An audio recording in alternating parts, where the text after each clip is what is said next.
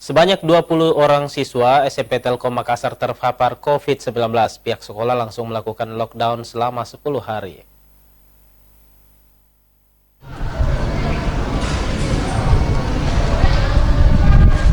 Sebanyak 20 siswa SMP Telkom Makassar terpapar COVID-19 sejak adanya laporan dari orang tua siswa yang hasil PCR-nya terkonfirmasi positif COVID-19.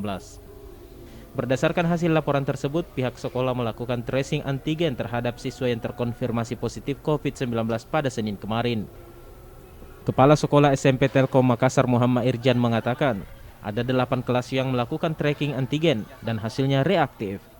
Irjan menambahkan, dari hasil reaktif tersebut, kemudian melakukan PCR untuk memastikan apakah terkonfirmasi positif atau tidak.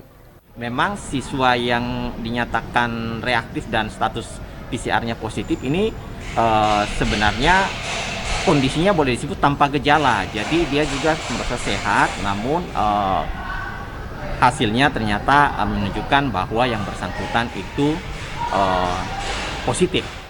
Pihaknya menambahkan, dengan adanya siswa yang terkonfirmasi positif COVID-19 maka akan dilakukan lockdown selama 10 hari, mulai Kamis tanggal 17 Februari hingga Selasa 1 Maret 2022. Rusmawan Dirara, Solebes TV.